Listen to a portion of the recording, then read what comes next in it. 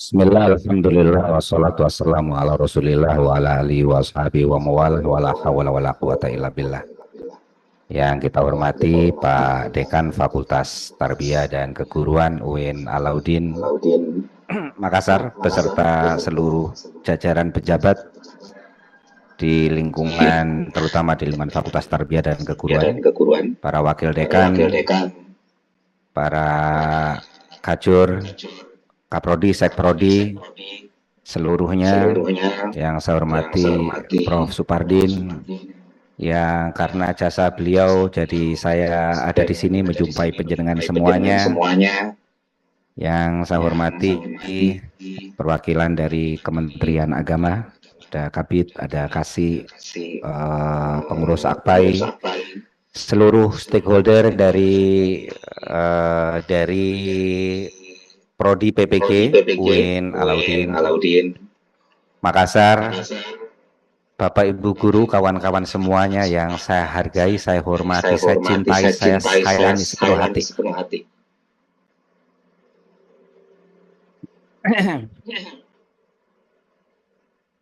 Ini saya tidak akan, udahlah, kita ini barusan sekali ketemu, jadi nggak usah terlalu serius, santai-santai aja. Saya itu sudah bangun itu sejak jam 2 dini hari. Jadi sampai sekarang belum istirahat sama sekali, berjumpa dengan penjenengan, tapi melihat sangat banyak cewek yang ada di sini, antusias saya.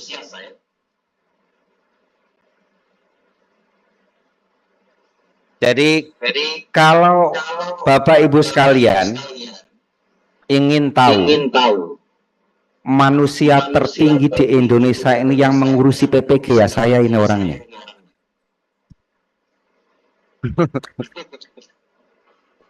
Udah nggak ada lagi manusia di atas saya ngurusi PPG, itu ya saya tertingginya. Nah, makanya saya perlu menyampaikan beberapa poin yang ini harus menjadi pegangan siapa saja. Jangan pernah main-main dengan guru. Jangan pernah main-main dengan guru, sungguh. Ini penting saya omongkan, tidak semata-mata saya ingin berdakwah sebagai seorang Andre Guruta, tapi saya ingin mengatakan ini dalam konteks kebijakan. Yang pertama seperti ini, saya tahu, ini yang dari negeri, guru negeri, coba angkat tangan. Oke. Yang dari swasta? Oke. Terima kasih. Saya tahu mungkin yang guru-guru negeri itu mendapatkan gaji yang memadai dari profesinya sebagai guru. Saya tahu itu. Tapi sebagian mungkin, saya nggak tahu apakah sebagian besar, tapi kebanyakan di antara kita dulu pernah diluluskan dari lembaga, dari sekolah, di mana guru-guru kita adalah guru-guru swasta yang tidak mendapatkan imbalan jasa apapun dari jasa dia mengajar kita. Siapa yang pernah diajar oleh guru swasta? Angkat tangan. Oke. Yang pernah diajar oleh guru swasta?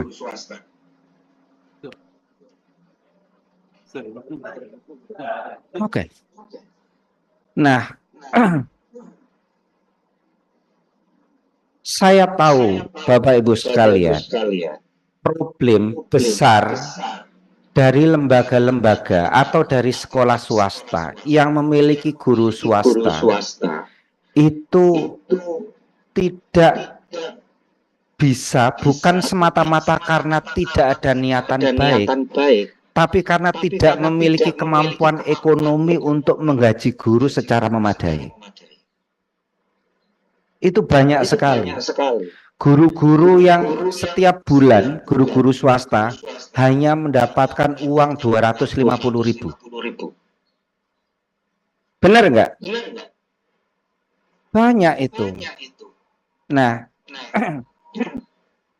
sehingga seringkali dan banyak ini pernah saya sampaikan,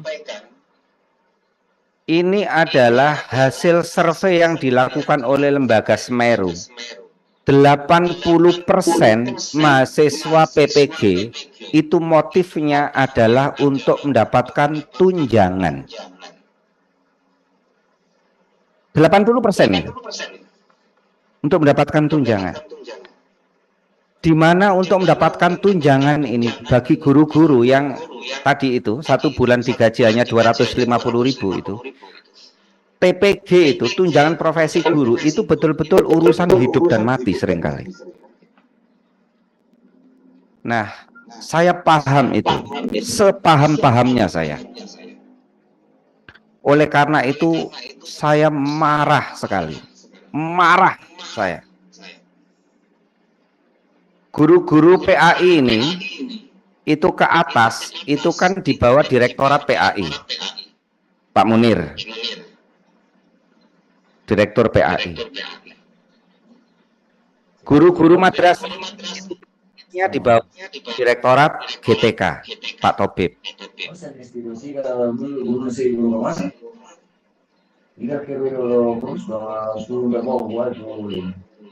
Ini itu tidak ada PPG untuk guru, yang ada hanya saya marah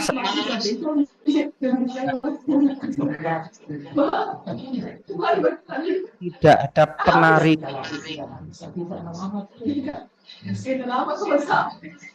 ini.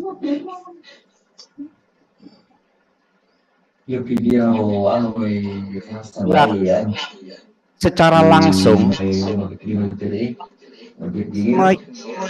manipulatif.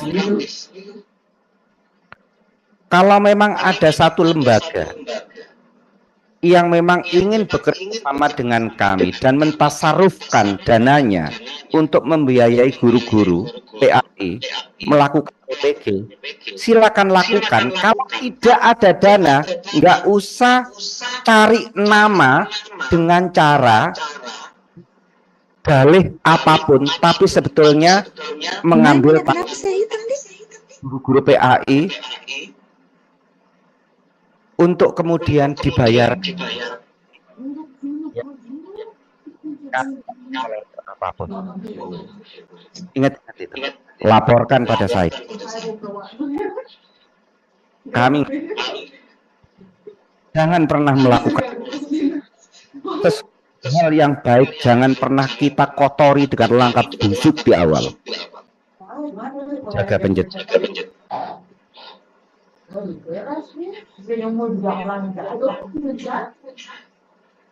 Kenapa? Kalau mana saya hanya saya tadi bilang agak sombong, saya ngurusi PPG tak sikat.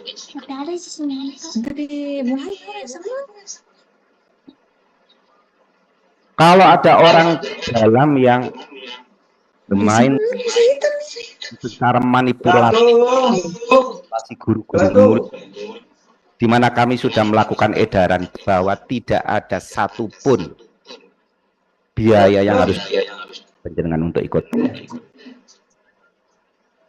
Nol. Tidak akan. Yang ingin saya sampaikan. Mari kita tanya Pak Dekan. Ini besok kalau mulai orang sengaja melalu, kenapa saya nggak begini? Jaringanku kok jelek? Saya bilang, aku topeng. Hah? nanti tak tunjukkan rahasianya, santai aja. Ini besok.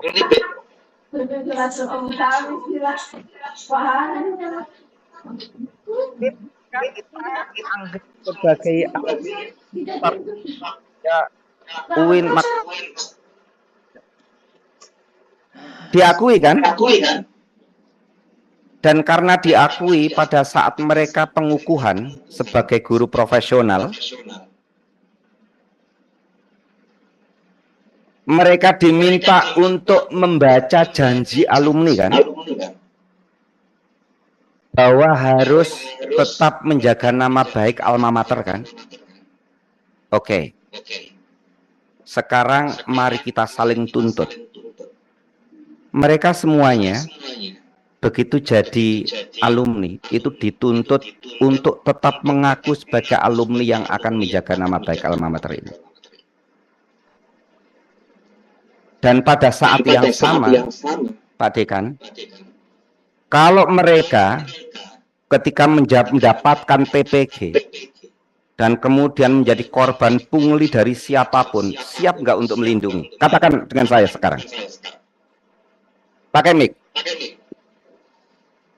Ya, insya Allah siap, Prof. Udah dengar? Kalau Bapak Ibu besok, saya nggak peduli siapapun, saya nggak peduli, sungguh saya nggak peduli. Saya nggak peduli. Kalau kementerian ini tidak kita jaga dan bersihkan, sampai kapan birokrasi kementerian ini terus-menerus akan belepotan hal kayak gitu. Saya nggak peduli siapapun. Kalau mari kita jaga, Pak Dekan. Laporkan ke Pak Dekan. Kalau sampai ada yang menjadi korban pungli oleh siapapun, saya nggak peduli. Dan laporkan ke saya. Mari kita blow up bareng-bareng. Kalau mulai diminta-minta, jebak saja di WA, screenshot di WA. Laporkan ke saya melalui ini. Kita jebak bareng-bareng. Biar ngehek. Nggak akan ada orang yang bisa mengancam penjenengan. Sekali penjenengan mendapatkan TPG, lepaslah diri dari pungli-pungli itu, penjenengan akan tetap dapat TPG. Dah, clear ya?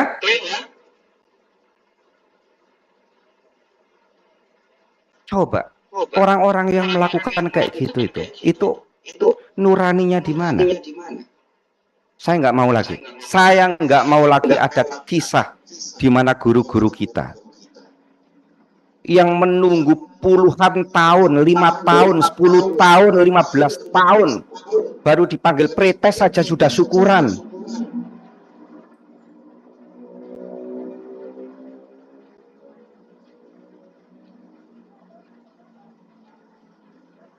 Mungkin uang 25.000, mungkin uang 50.000, itu nominalnya kecil. Tapi kalau itu dikolek dari ribuan orang, betapa laknatnya manusia yang melakukan ini. Tolong jaga. Kita memiliki Akpai, Akpai juga harus menjaga. Siap ya Akpai ya? Lakukan itu. Dan kita didik guru-guru kita. Kita edukasi para kolega kita sendiri di kalangan para guru. Bertanggung jawablah dengan profesi guru kalian. Jangan hanya menuntut tunjangan, tapi kemudian kalian tetap tidak bisa menjadi guru profesional. Untuk apa? Tunjangan itu diberikan sebagai hak jika kewajiban sudah ditunaikan. Kalau disuruh membuat laporan beban kinerja guru, lakukan, nggak usah melakukan tindakan manipulatif. Kadang-kadang kita ini kan gerombolan para pembohong juga toh. Coba. Jangan lakukan itu. Bagaimana mungkin ada seorang guru yang mendidik anak didiknya, para siswanya untuk berlaku jujur. Kalian sendiri nggak berlaku jujur bagaimana? Di mana moral guru? Kalian menyuruh para siswa untuk belajar. Para guru tak pernah belajar. Di mana moral guru? Kalian menginginkan anak didik kalian untuk ujian dengan jujur, tidak ngerpek. Lalu kalian melakukan apa ketika UP? Loh, jangan tertawa, itu urusan moral. Mengapa nurani kita nggak terketuk untuk hal seperti itu? Kalau untuk urusan moral kalian saja nggak bisa melakukan, dan kemudian kalian tetap bangga menjadi seorang guru, mendidik anak orang, khianat nggak itu? Jujur saja. Guru-guru seperti ini loh yang akan mudah menjadi korban pungli itu. Karena kalian sendiri nggak jujur dengan profesinya, kalian manipulatif dengan profesi kamu, dan betapa mudahnya menjadi korban dari orang yang juga melakukan tindakan manipulatif atas diri kalian. Coba. Lalu untuk apa negara mengeluarkan uang miliaran melakukan PPG untuk meningkatkan profesionalisme guru? Untuk apa? Jika setelah ini kita nggak pernah berubah, untuk apa? Itu uang siapa itu yang kita gunakan? Itu uang negara, itu uang rakyat, ya Allah. Untuk mendidik orang, menghafal tentang list kelakuan baik itu mudah. Mendidik diri kita untuk menjalankan kebaikan itu loh yang susah. Bagaimana mungkin? Coba penjenengan ini pada saat yang sama adalah juga orang tua yang memiliki anak. Oke? Kalau kita tahu bahwa ternyata guru anak kita itu adalah guru yang tidak pernah belajar, guru anak kita adalah guru yang tindakannya manipulatif, guru anak kita adalah guru yang tidak bisa menjadi teladan kejujuran, mungkin nggak kita akan menyerahkan anak kita kepada guru seperti itu untuk dididik? Tidak mungkin. Lalu ketika kita menjadi guru, kita melakukan hal yang sama. Coba. Apa yang bisa kita lakukan? Saya akan menjaga kalian, sungguh-sungguh akan saya menjaga kalian. Saya beberapa kali memforward ke Pak Munir tentang beberapa tindakan pungli secara manipulatif ada di beberapa daerah, dan saya minta tolong tindak lanjuti agar guru-guru sampean, guru-guru PAI tidak menjadi korban. Saya yang memintanya, saya yang menandatangani surat edaran agar tidak ada perilaku-perilaku seperti itu. Saya akan menjaga penjenengan, saya akan lindungi penjenengan. Saya tuntut Pak Dekan untuk bersiap melindungi penjenengan sebagai dekan yang mengeluarkan penjenengan sebagai alumni. Pada saat yang sama, tolong didik diri penjenengan sendiri untuk menjadi guru yang baik. Siap ya? Itu penting menurut saya. Nah, berikutnya untuk urusan kelulusan itu mah gampang. Loh, penjenengan saya kasih jujur, ini jujur.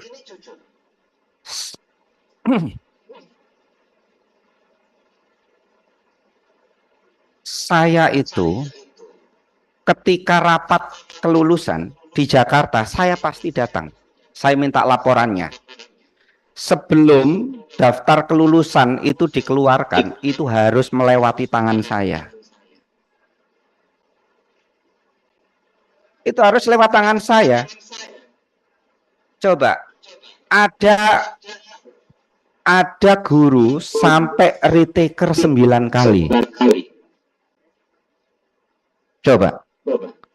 Retake 9 kali. Makanya saya itu selalu mengaduk nurani orang-orang yang mempermainkan guru. Bayangin dalam kasus seperti ini, Bapak Ibu sekalian. Retake 9 kali itu kalau dalam 1 tahun itu hanya ada 3 batch. Berarti guru itu selama 3 tahun berturut-turut itu dia selalu ikut ujian. Padahal sebagian besar PPG itu hanya ada 2 batch dalam 1 tahun. Berapa tahun guru itu ikut ujian? Saya bilang, sudah, apalagi yang kita cari? Apalagi yang kita cari? Kalau ada orang yang sangat semangat dalam hidupnya, ada orang yang sangat berharap terhadap kelulusan PPG, ada orang yang sangat optimis dengan rahmat Allah. Saya bilang di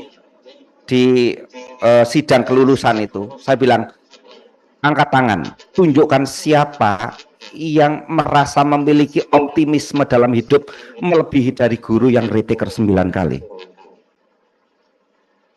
Saya bilang, tidak akan ada orang. Lalu apa yang kita cari? Tutup mata, luluskan. Bagaimana? Loh, saya buka, itu siapa yang mengafirmasi saya? Retaker sekian itu apalagi yang diharapkan? Kalau memang dia tidak mampu untuk menyelesaikan UP, faktanya dia sudah menjadi guru sekian lama dan tetap akan menjadi guru mendidik anak-anak kita. Mungkin dia akan ambil retaker yang ke-10, yang ke-11, mungkin sampai ke-20. Sampai kapan dia berharap untuk lulus? Akhirnya kemudian dengan cara itu, saya sejak tahun pertama jadi ketua PANAS, saya sebetulnya udah mengafirmasi ribuan guru yang sebetulnya tidak lulus. Serius. Jadi kalau PPG UIN Makassar tiba-tiba kelulusannya meningkat, itu tak jamin bukan karena peningkatan kelulusan di sini, itu karena kebijakan saya.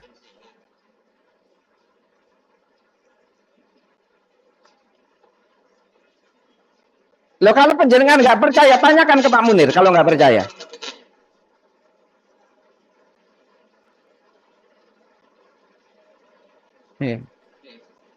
Serius itu ya, karena apa lagi? Makanya saya bilang, mari kita saling mengerti. Saya mengerti problem penjenengan, saya mengerti. Tapi juga saya menuntut agar penjenengan itu ya, tadi itu, jadilah guru yang baik. Jadi guru yang baik.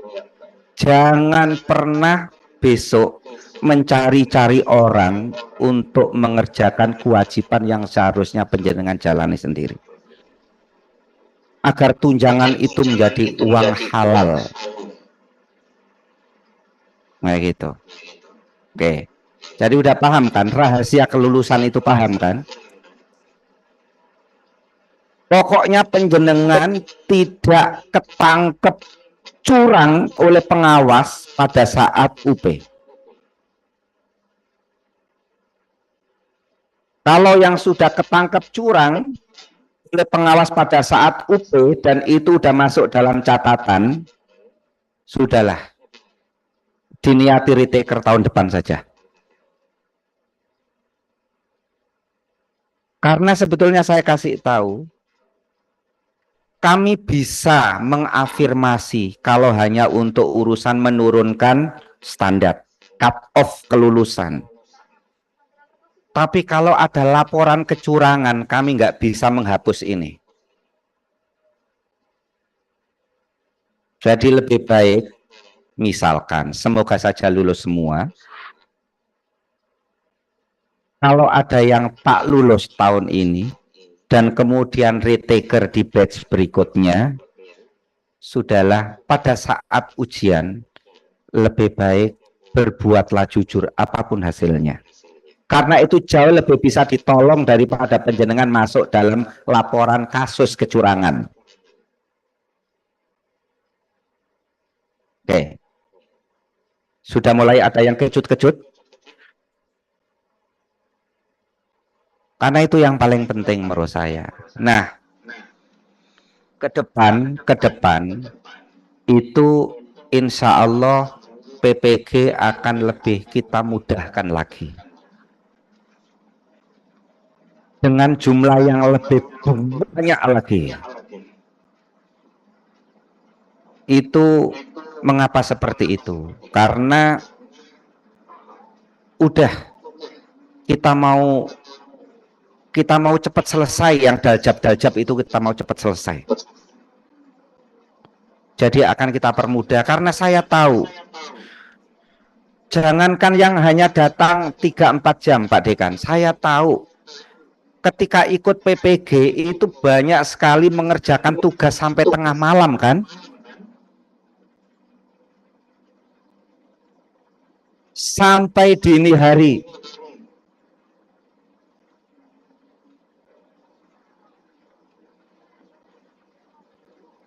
Saya tahu mengapa saya tahu istri saya itu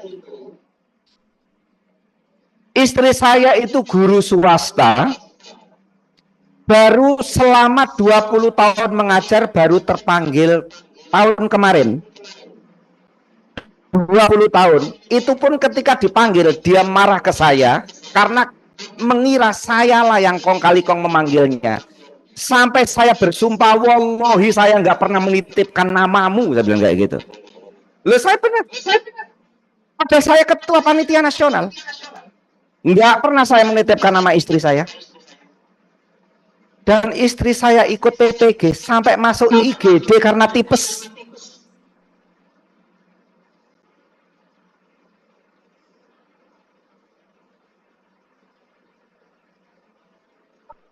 Karena dia tidak pernah lapor ke dosennya bahwa dia adalah istri ketua panitia nasional. Jadi dia dihajar seperti peserta yang lain. Saya tahu betapa beratnya, saya tahu. Berat.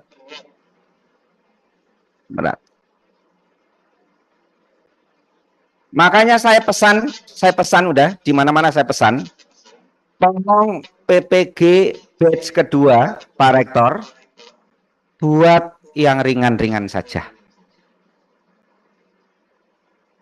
Dah, yang ringan-ringan saja. Kayak, ini udah jam berapa ya? Bebas waktunya Prof ya. Kita buka waktu seluas. Buat yang ringan-ringan saja. Ringan-ringan itu seperti ini. Belajar ya belajar, tapi ya manusiawi. Ya kayak kita-kita ini, emang kita-kita dulu kuliah gimana sih? Dulu kita kuliah itu kan belajar yang paling keras, itu kan menjelang ujian. Ya kan? Jadi yang paling penting itu adalah memperkuat simulasi menjelang UP. Yang keseharian itu ya dikasih tugas tapi yang tetap manusiawi. Ya mengerjakan itu ya sampai jam 8 malam, jam 9 itu masuk manusiawi. Kalau sampai jam 12 malam, sama tak tunjukkan datanya. Emang saya nggak punya datanya. Saya itu punya data survei nasional. Saya itu punya data survei nasional. Guru-guru Daljab setelah PPG itu apa coba peningkatan kemampuannya? Kecil sekali, rendah sekali. Itu data konstan. Karena nggak ada orang yang hanya belajar selama 3 bulan dengan disesel-sesel kayak gitu, tiba-tiba kemudian berubah jadi orang pinter, nggak ada. Nggak ada. Loh, saya ini S1-nya PAI Tarbiyah, aku ngerti teori pendidikan. Nggak ada cara pendidikan kayak gitu itu. Makanya kemampuan tertinggi yang dimiliki oleh lulusan PPG itu apa? Penggunaan teknologi pembelajaran, that's all. Dikira saya nggak punya data, data nasional itu ada di tangan saya kok. Selebihnya itu nggak beranjak banyak dari awalnya, before afternya itu nggak beranjak banyak. Paling-paling mulai bisa buat PPT, ya short video, kayak gitu juga diupload di Instagram, TikTokan, udah kayak gitu aja. Itu nggak usah PPG juga ngerti sekarang guru-guru.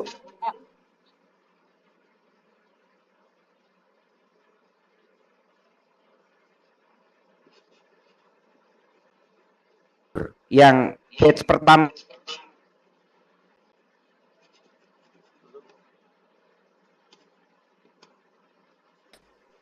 udah syukuri. Yang penting kan lulus. Bagi yang tidak ketangkep curang. Untuk batch kedua, Pak Kaprodi, mana Kaprodinya? Mana Kaprodi PPG? Di belakang. Pak Dekan, dibuat yang wajar saja. Dibuat wajar saja. Mending menjelang UP itu kita perkuat dengan beragam simulasi. Insya Allah nanti urusan penjenengan yang memperkuat simulasi menjelang UP, urusan kelulusan saya yang akan mengafirmasi di Jakarta. Setelah itu tahun depan rencananya akan lebih, Pak Dekan udah tahu, kita nggak perlu membicarakan kebijakan itu di depan kawan-kawan, tapi ke depan akan buat jauh lebih mudah dan jauh lebih masif. Sehingga sekitar 3 sampai 5 tahunan lah itu seluruh guru-guru Daljab udah selesai semuanya PPG. Udah selesai. Apalagi yang reteker 9 kali, 8 kali, 7 kali udah tutup mata saja gitu. Udah itu mau diapain? Itu diperes udah nggak ada airnya. Itu mau dikasih soal UP apalagi, dia bilang kayak gitu. Udah dia mau sampai reteker 9 kali saja udah untung. Udah deh, lulus TPG kayak gitu. Oke, jadi kayak gitu. Sekali lagi, siapapun yang mengurus PPG ini, mari kita niati ini sebagai jariah kita, ya, jariah kita. Kita ikhlas, kita akan bareng dengan untuk memuliakan para guru. Guru juga harus memuliakan dirinya sendiri dengan cara menghargai profesinya dengan tepat, dengan benar, selalu meningkatkan kemampuannya, selalu belajar, bertindaklah jujur, amanah, profesional. Saya kira itu Bapak Ibu sekalian yang bisa saya sampaikan. Saya mohon maaf. Saya akhiri, wabillahi taufik walhidayah waridho wal inayah wallahul muwaffiq ila aqwamit thoriq. Assalamualaikum warahmatullahi wabarakatuh.